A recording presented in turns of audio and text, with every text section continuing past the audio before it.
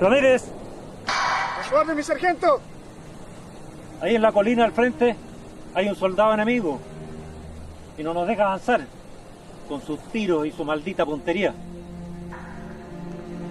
Quiero que vaya y lo elimine a toda costa. ¡A su orden, mi sargento!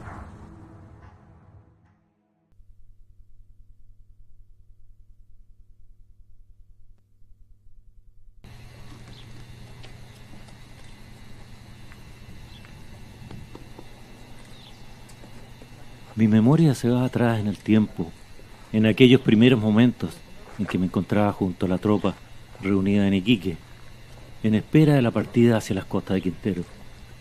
Aunque sentíamos nerviosismo por la inminente puesta en marcha, la tropa permanecía en descanso, baja la agradable temperatura del ambiente. Recuerdo la figura gallarda del general Körner recorriendo nuestro campamento, instruyendo a la tropa y oficiales antes de la partida. Él no era chileno, y ningún deber lo obligaba a hacer el sacrificio de su posición y el abandono de su adorada esposa e hijos. Pero era hombre de honor y de corazón, era amante de la libertad y de esta tierra que le había brindado un hermoso hogar, y por consiguiente no podía vacilar. Con razón, era una de las figuras más queridas de la campaña. Había abandonado al dictador para irse a Iquique, a ponerse incondicionalmente al servicio de la causa de la libertad, comprometiendo y sacrificando la brillante posición que le aseguraba un contrato con el gobierno. Desde que amanecía hasta avanzadas horas de la noche, el general permanecía en acción, visitando los cuarteles, completamente olvidado de sí mismo.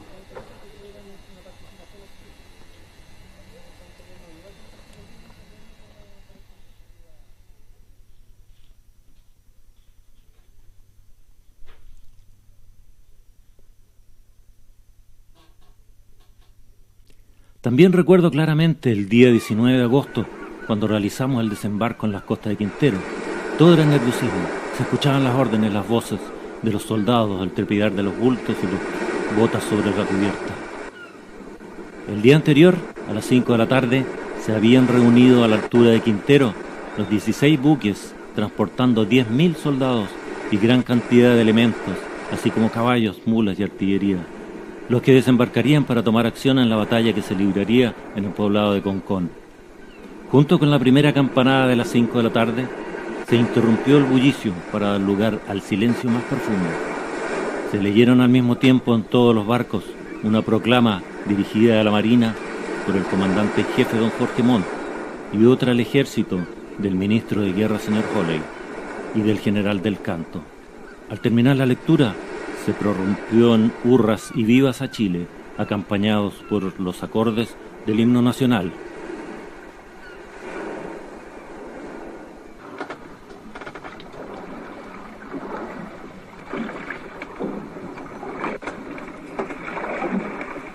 A las 9 de la mañana del día 20 comenzó el desembarco.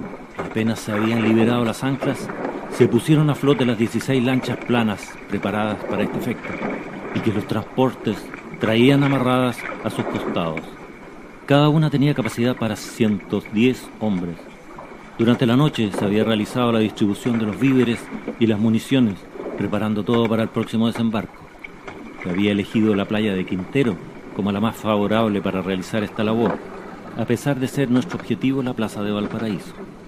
La caleta de Concón fue desechada por presentar inmensas dificultades para un desembarco. Fueron 12 horas de incesante trabajo el que tomó para que todas las brigadas, así como pertrechos, caballos, mulas, artillería y provisiones, alcanzaran la costa. Una titánica maniobra realizada por quienes nos considerábamos los heraldos de la libertad.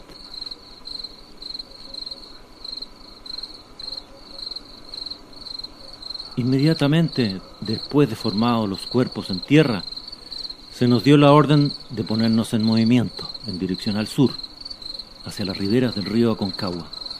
Era preciso atravesarlo antes que el enemigo pudiera impedirlo. Si el ejército dictatorial lograba ocupar la ribera sur del río, la situación se nos tornaría difícil y angustiante. Nosotros marchábamos por el camino de la playa, otra brigada avanzaría hasta el fondo de Dumuño y el resto del ejército por el camino interior que conduce a las casas de Colmo.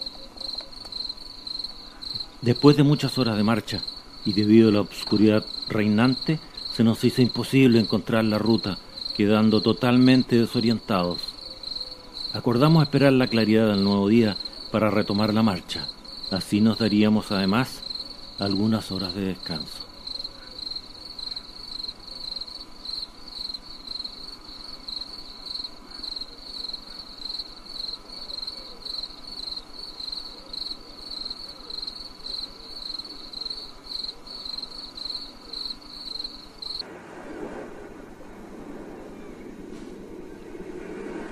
Con las primeras luces de la mañana pudimos localizar la línea de la costa. Ya nos podríamos poner en movimiento para reunirnos con el grueso del ejército y atravesar el Aconcagua. Apuramos la marcha y partimos en dirección hacia donde ya se oían los primeros disparos de artillería.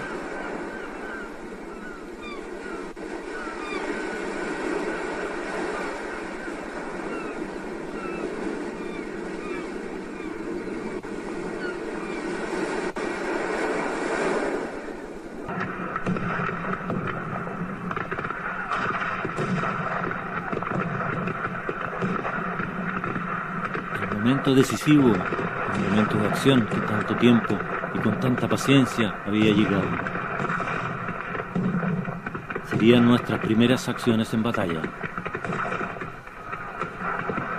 Nuestra brigada realizó el cruce del río sin grandes dificultades.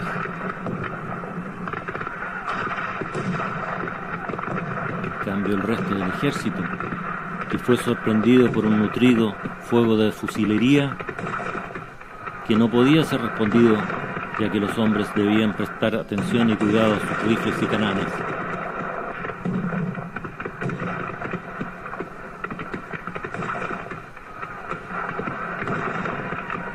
Las primeras posiciones del enemigo se defendían con fiereza, causándonos muchas bajas, pero nuestra consigna era avanzar. Y pronto, después de trepar las alturas, logramos arrollar al enemigo.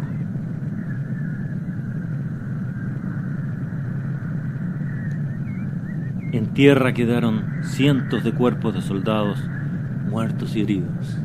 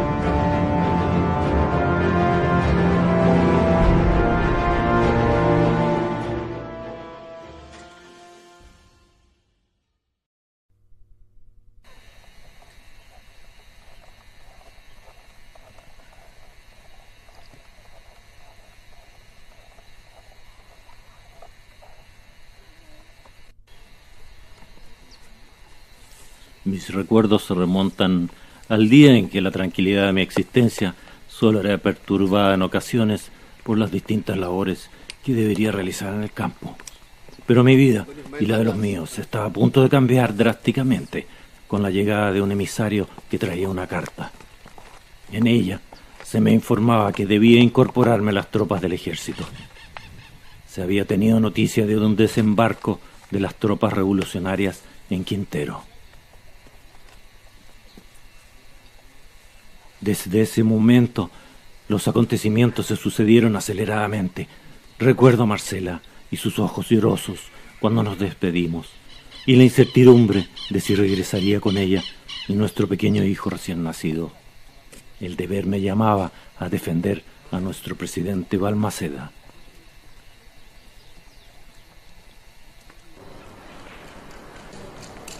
Después de mi llegada al cuartel, los días siguientes fueron de intensos preparativos.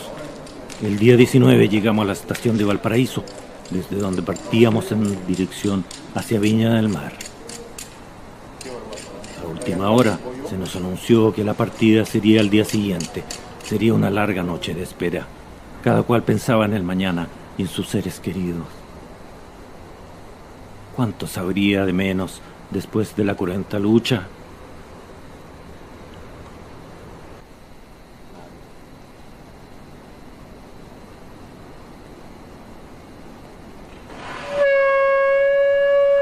En la mañana siguiente, el sonar del clarín nos anunció la inminente partida. Los preparativos y espera del desembarque se alargaron durante todo el día debido a la mala disposición de los señores encargados de preparar los convoys. Las tropas ya estaban reunidas en su totalidad. Ahí estaban el tercero de línea, venerado por sus pasadas glorias, el batallón Limache, así como el 10º, cuyos jefes habían conquistado sus galones en las filas del tercero. Pronto todo estuvo dispuesto para abordar.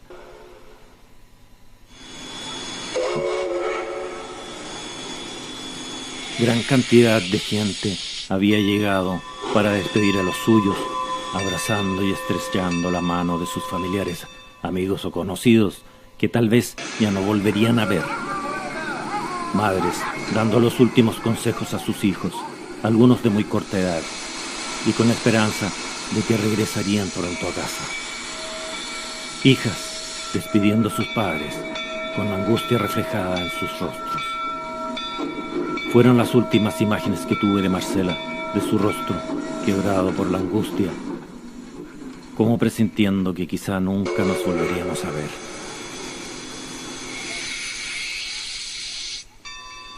Después de la despedida, se nos ordenó embarcar.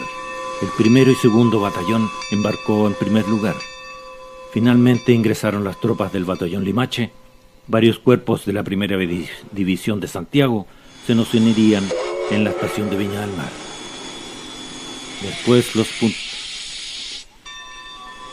puntos de embarque serían los mismos. Fue esta la última y más emotiva imagen que recordarían las horas siguientes. La multitud agolpada cerca de los vagones con sus manos extendidas en quizá el último adiós, y después la partida.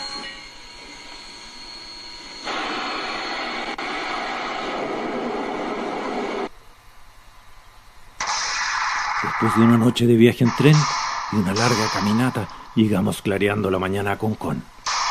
A lo lejos ya oíamos el estampido producido por ambas artillerías. Nos pusimos en camino, ya que pronto entraríamos en combate. Ya eran las 3 de la tarde y habíamos estado resistiendo en los altos del cordón de los cerros al sur de la Concagua. Recuerdo ver en la distancia la figura del general Orocimbo Barbosa, montado en su caballo, erguido a pesar de sus múltiples dolencias corporales, infundiendo a sus ayudantes la serena valentía y el patriótico espíritu que le animaba. A su lado, Enrique Baeza esperaba sus órdenes, escudriñando el horizonte. Momentos antes le había advertido: mi general, retírese de ahí, la caballería enemiga se nos viene encima. Pero este, sin moverse, le había replicado: primero está mi tropa. Tenía confianza en ellos y miraba con desdén los puntos blancos que cruzaban el río. Solo son 4 gatos, decía, no dando importancia a las balas que cruzaban a su alrededor. Permanecía firme en su posición, así como a su bandera, su honor y las tradiciones militares del viejo y leal ejército de Chile. Después de 5 horas de combate, los revolucionarios habían pasado el río y habían llegado a nuestras posiciones. El campo de batalla había quedado cubierto de cadáveres. Pude ver a los infantes y artilleros yaciendo en tierra de forma grotesca, acribillados a balazo. De los 300 que formaban nuestro pelotón, solo quedábamos 18, desparramados por las colinas. El último recurso que nos quedaba era hacer fuego trincherados, tratando de contener el avance, sin saber si debíamos emprender la retirada o sacrificarnos en el cumplimiento del deber.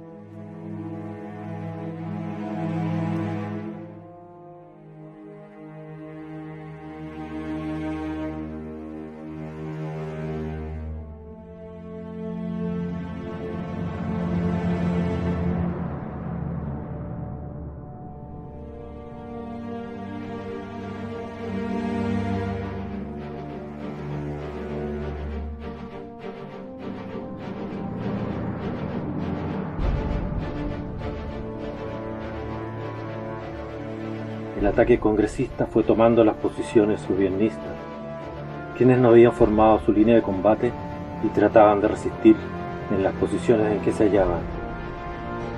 Finalmente las fuerzas constitucionalistas comenzaron a envolver a las balmacedistas, provocando la fuga y el desbande de los vencidos.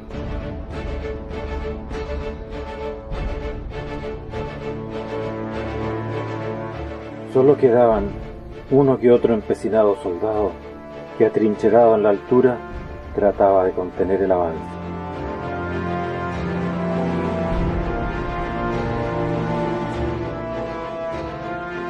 Terminado el combate, en el campo de batalla quedaron 2.600 hombres, entre muertos y heridos.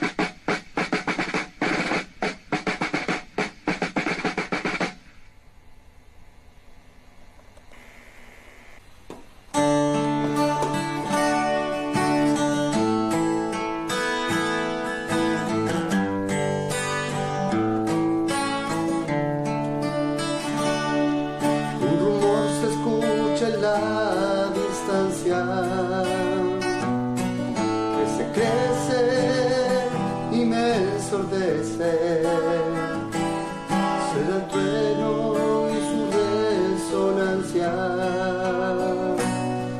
son cañones que todo lo revesen.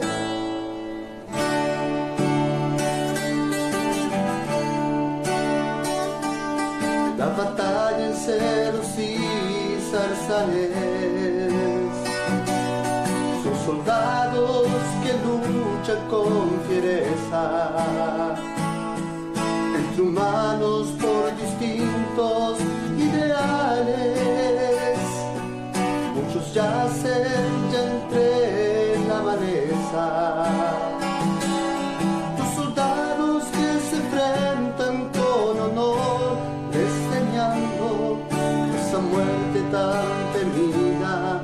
Sus familias sufrirán con el dolor, darán ellos sin temor.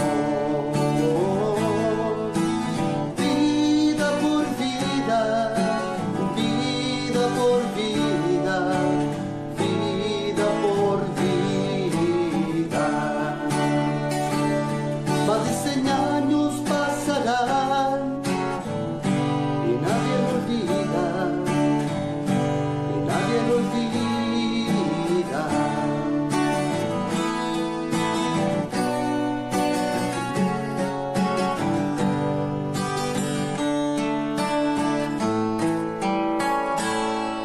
Los disparos en cada rincón, entre pólvora, siluetas borrosas, resiste el feroz pelotón ante carga de tropas airosas.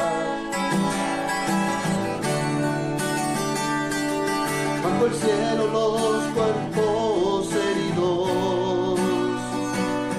horror que haría estremecernos, para siempre quedarán dormidos, y sus almas por tiempos eternos.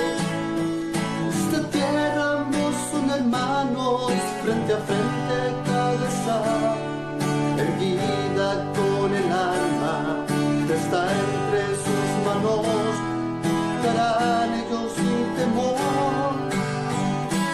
vida por vida, vida por vida, vida por vida, vida por vida. Más de 100 años pasarán y nadie lo olvida, y nadie lo olvida, vida por vida.